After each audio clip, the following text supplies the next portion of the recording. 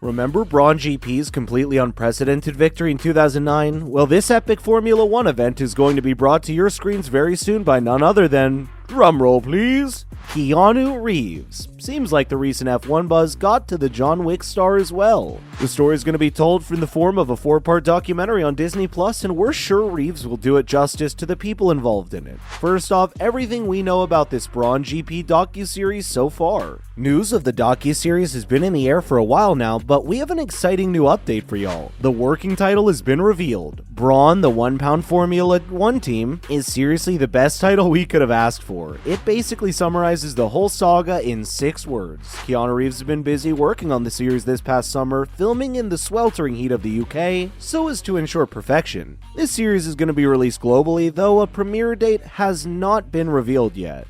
For the documentary, Reeves has managed to pull in all the key figures who were involved in 2009's monumental victory of Brawn GP. Some of the names among these are first, of course, Ross Brawn, the man who started it all, then the kick-ass drivers of the 2009 championship, Jenson Button and Rubens Barrichello, are going to be present on set to give pointers as well. Basically, Keanu will interview all, quote, the people who were there on the track, in the garage, and the boardroom. Now that's what we're talking about. Not only that though, to make the documentary as authentic and factually accurate as possible, the filmmakers of Brawn, the 1-pound Formula 1 team, have been given special privileges. What do these include, you ask? Well, they've already been granted access to Formula 1's broadcast archives, which include some confidential, previously unseen footage as well. That's so cool. And we're sure that Reeves and his team will make the best of these opportunities and give us one spectacular docuseries as the finished product. Let's talk about the event that inspired the series in the first place. If you're an avid Formula 1 fan and you don't know about this particular championship, maybe you should reconsider your fanhood. In 2009, when the underdog of underdogs, Brawn GP, ended up beating top-notch names like Ferrari and McLaren, it was chaos. Everyone and their mother knew about what had happened and they were all shocked. So what exactly happened? Ross Brawn, famed F1 engineer, disregarding the hundreds of jobs lined up for him, decided to lead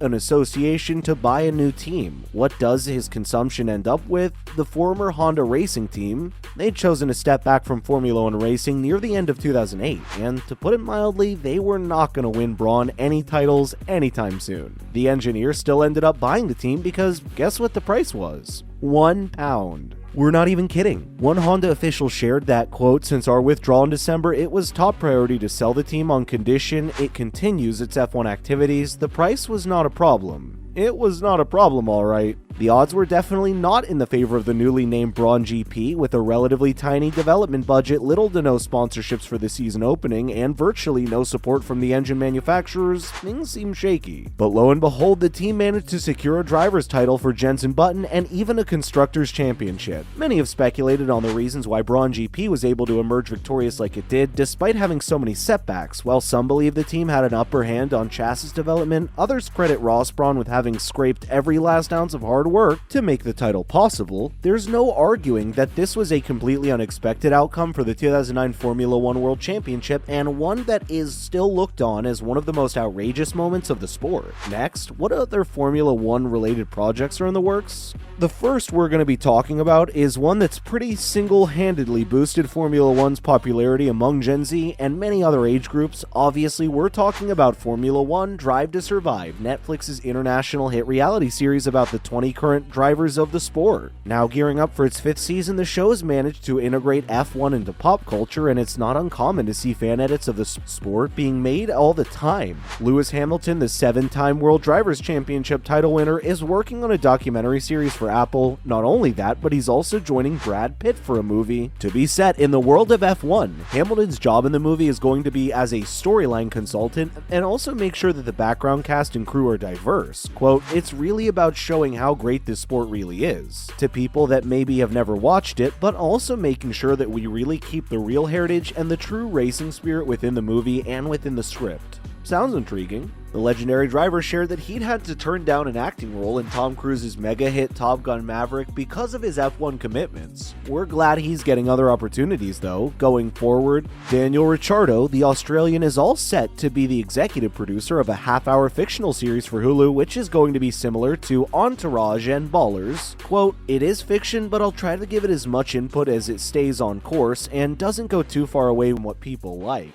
Okay, this would never happen like that. Seems like these drivers really do care about the accuracy of their sports representation. As they should. Now on to other related news, starting with Keanu Reeves is all set to return for the Constantine sequel. Yep, you heard that right, the 2005 supernatural action film is getting a sequel, and the Matrix star is returning to play the protagonist John Constantine. Director Francis Lawrence will reunite with Reeves on this project that's being produced by Warner Brothers. As you may know, Constantine was based on DC Comics character John Constantine, a morally gray exorcist who's been delegated to send all the demons on Earth to hell. Now, we don't know much about the plot of this new sequel, but we do know that Akiva Goldsman and J.J. Abrams will be writing the script. This sequel has been talked about for years now, especially due to Reeves and Lawrence's huge 15-year reunion at Comic-Con. Reeves has told Variety that he loved the world of Constantine and loved his role in the film too. It isn't surprising that we're finally getting to see him back in this role then. Let's hope that this installment continues with its fantastic interpretations of Gabriel and the devil, because we're gonna riot if it doesn't. Also, Max Verstappen could potentially become the greatest of all time in Formula 1. Lewis Hamilton fans, calm down, we said potentially, there's no doubt though.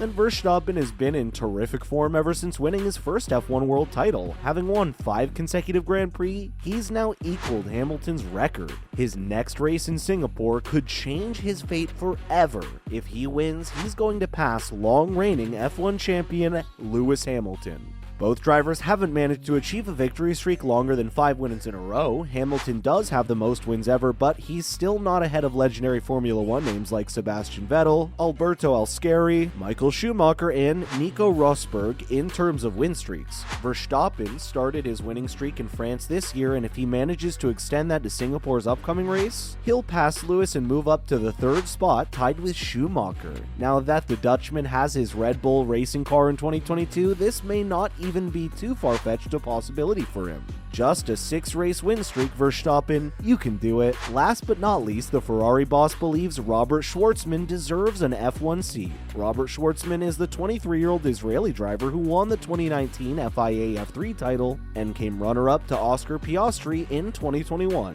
2020 was the driver first drove for Ferrari in Abu Dhabi in a rookie test, with Charles Leclerc and Carlos Sainz both signed up from Ferrari's side. Schwartzman obviously doesn't have an opening for the driver's seat this year, but Ferrari boss Matteo Binotto has other ideas. When talking to motorsport.com, he called Robert an amazing driver and said that he's really fast, especially in a Formula 1 race. Quote, "Whenever he drove an F1, he's been very fast with the F1 itself. There are drivers that maybe are great in F3, F2, and they're not good enough in F1. Binotto even called it a shame that Schwartzman didn't have the seat at the moment. That's big. That's all the news we had for you today about Keanu Reeves' new F1 venture. What specific moment from the 2009 race are you most excited to see? Let us know in the comments below. Make sure to give this video a thumbs up and subscribe to our channel for more videos just like this. Thank you so much for watching. We'll see you in the next one.